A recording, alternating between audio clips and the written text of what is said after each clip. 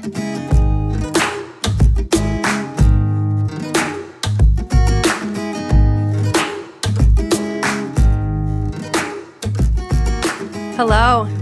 Welcome to Let's Make a Profit podcast. I'm your host, Rebecca Howell, and I've also got my co-host, Roger Sargent, with me. Roger, tell the audience a little bit about yourself first. Well, I'm not a Profit First certified advisor, but I have been following that for a long time, so I appreciate the opportunity here. I have ownership in a hotel, a restaurant, and a health club over in Eastern Washington, but I've been a business consultant mainly for small business owners for the last 15, 16 years. Awesome. So this is going to be our kind of our last podcast talking about the PPP. Hopefully we'll see what Congress does with an additional PPP funds, but this is kind of our wrap up of everything that we've talked about over the last 3 weeks, and just really kind of tying it all in together. And then we want to talk about some of the tax ramifications and how that's going to affect people in their tax returns and also to their financial statements. So first we want to talk about the EIDL grant, and we need to bring some clarification to that, because originally that was the very first SBA money that came out, and everybody did know that it was a grant at the time. It has been kind of relabeled, I guess I would say. It is still considered a grant technically, but they have considered it an EIDL advance. And what that means, why they kind of reworded it, is anybody that took PPP money and also the EIDL grant, they're going to factor in on each other. So when we do our application, there is a line item on the application that states EIDL advance. So I wanted to clarify today what that actually meant, because people are going to come back and ask, well, it was a grant. It's supposed to be 100% forgiven. And the SBA kind of looks at that as double dipping. So you do need to be aware that when you go to do your PPP application, that if you've received that EIDL advanced anywhere from $1,000 up to $10,000, that will be reduced from your PPP forgiveness, and it will be considered a loan that will need to be repaid back. Yeah, and from my point of view, like I said, I have ownership in a hotel, restaurant, and a health club, and we did take the PPP funds, but we did not do the EIDL, and it's nice to know, and I saw the look on your face, how surprised you were last week when Paul, informed us of that. And the one thing that I really like about what you do for your clients is that you're so well informed, and you keep everybody so well informed that I thought that was even more of a surprise to you. And so I'm thinking, okay, it's one thing me not knowing about it first and foremost, but if you didn't know about it, how many other business owners out there did not know about that? And what are they thinking here? So well, and I do have to say, I did a lot of research on this, and I have to apologize if that was one. I obviously, we're human, and I can't say that I did all my research on that, but I did kind of get my pants caught down on that one. Yeah, I'll tell you. Yeah. I apologize. So I did want to clarify that one. That was the first thing I did want to bring up today, because that does factor, and we really did not talk a lot about that when we first were doing these PPP podcasts. So, well, but on the positive side, though, from a business owner standpoint, most of those loans are only like $1,000 to $10,000, so it's not going to be huge tax ramifications, but there's going to be some. Yeah, there is going to be some, and we'll get into, and I'll bring this up. But if anybody did take the $1,000 or $10,000, and we are talking about some small amounts with most of my small business clients. They did, if your funds were prior to June 5th, and people are going to say, I brought up June 5th a lot. For some reason, that seems to be the cutoff date. So if you received your funds prior to June 5th, you have 2 years to pay back any remaining PPP money, and it is a 1% loan. So we're not talking about a major hit on people's financials. You have 2 years to kind of think about how do you want to pay that back. If it was after June 5th, they did give you 5 years.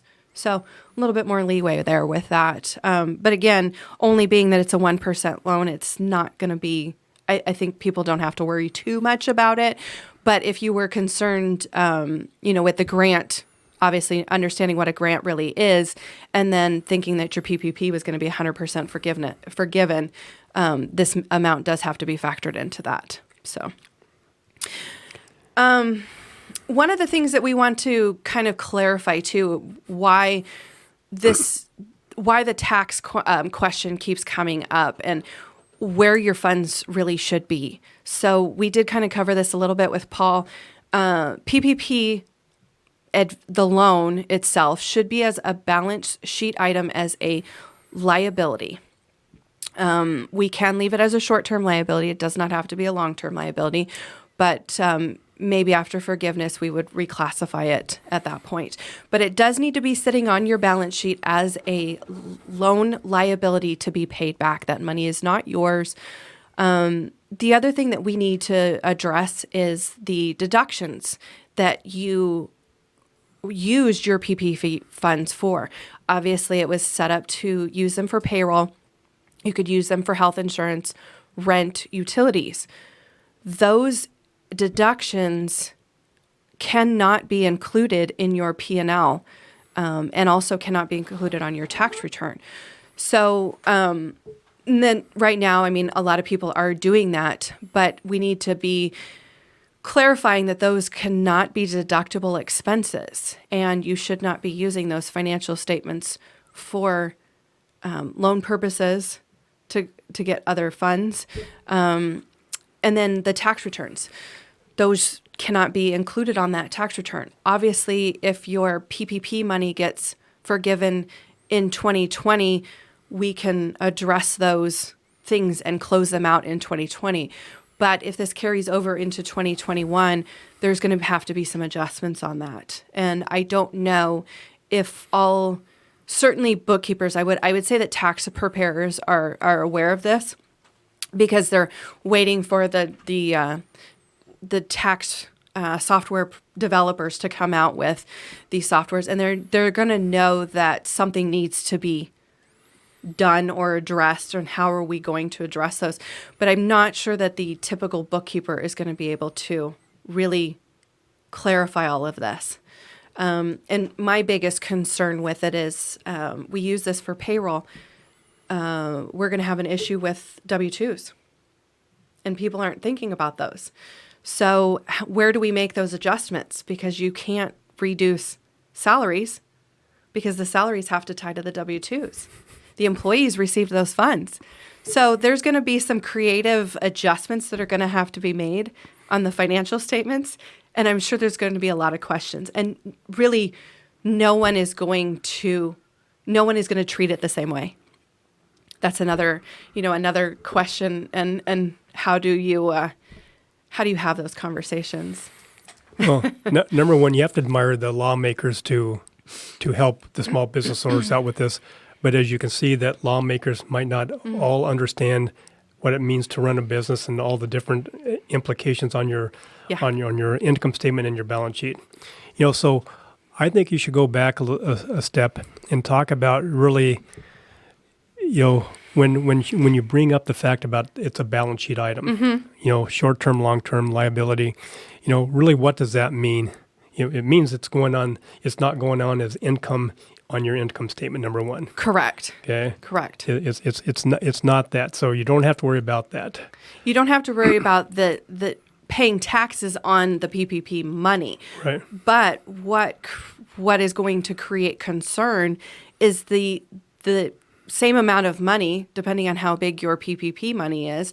Some people, it's under $50,000. We're not talking about a lot, but if you're not planning for it, it is a lot. I don't care if you're looking at $30,000 or $50,000, or some clients that I know, they're $375,000 and some up to $500,000, and bankers are in the $2 million section. So that is a lot of money that if you have been looking at your profit and loss statement and you're saying, oh, I've got a loss, or I didn't create much income and I've got all these deductions, I don't need to worry about it.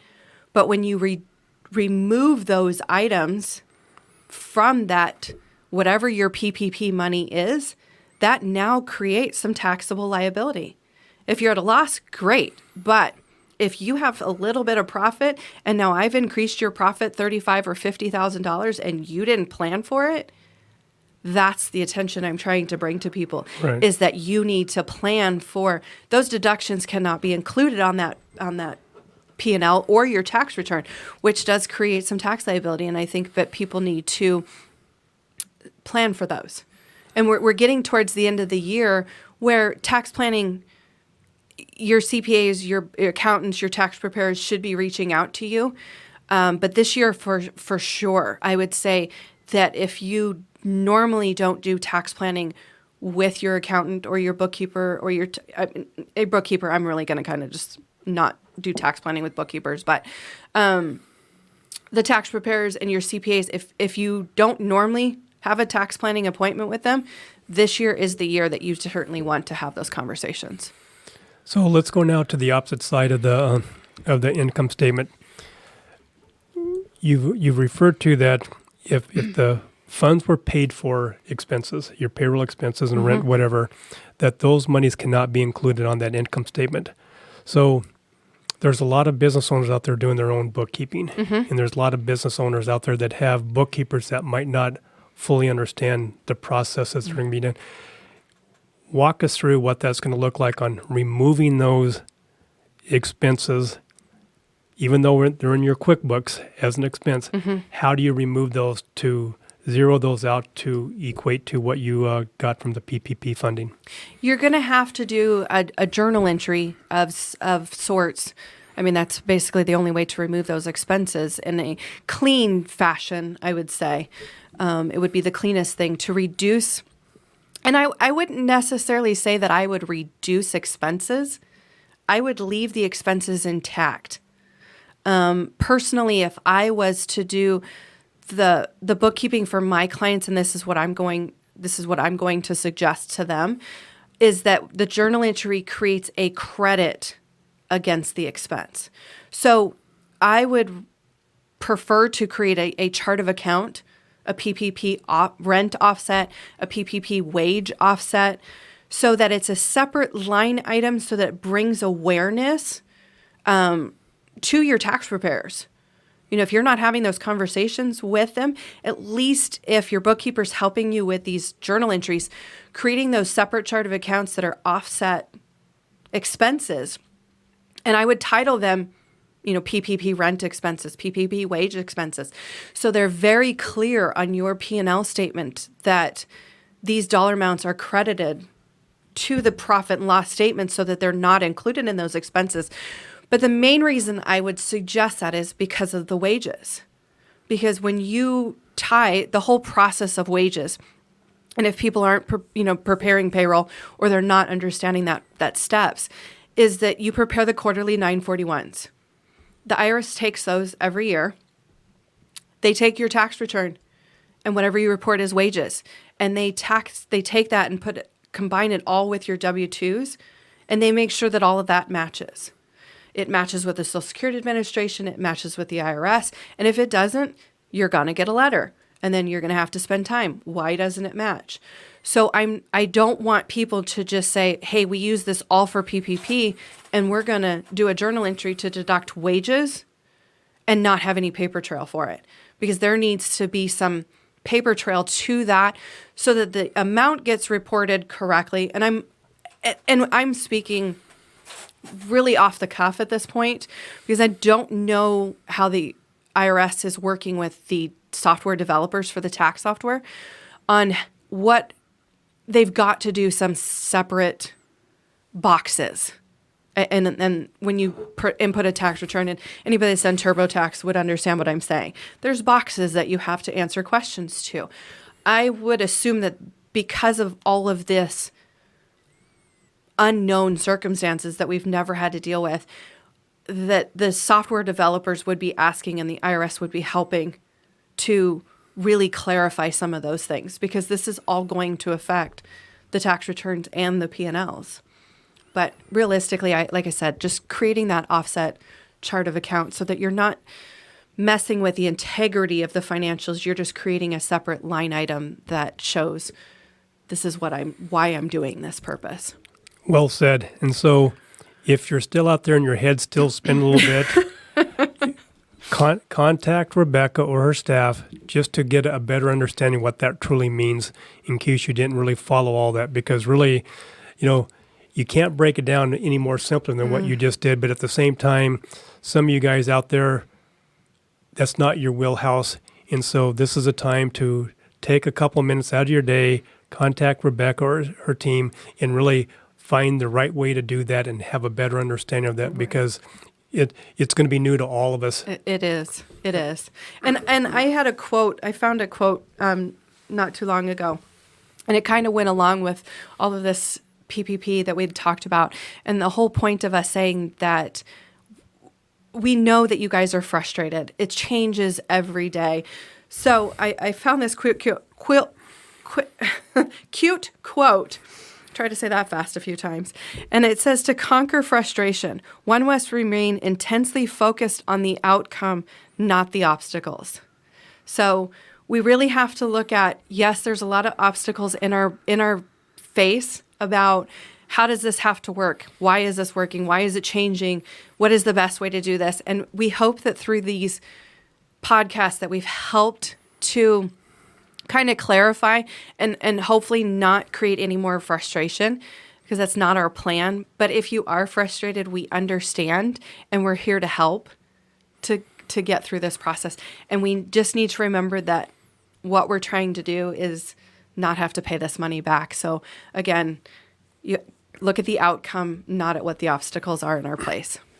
And I know you said that this hopefully is the last of the 4 PPP podcast. There's an office pool going on right now that there's going to be another one, because there might be. Yeah, something else is going to come up that's going to take really us all by surprise. I'm sure. Yeah, whatever that might look like. And so I know I put $5 in the kitty knowing that there's going to be another podcast on PPP funding somehow, some way. Well, and I know the last time we finished up our podcast, we talked about maybe setting up the Crown Royal bottle and telling people we understand if you want to drink during this process, we get you, we understand. So and here's to you. Yeah. Good luck out there. Yeah. So again, if you have somebody, great. If you don't, reach out to me for my checklist that I created. Reach out if you have questions. I'm here to help. I'm willing to help anybody through this application process. So my contact information, obviously you can reach me at rebecca@yourcustombookkeeper.com or the office number 253-514-8564. Thank you and have a great day. And good luck out there.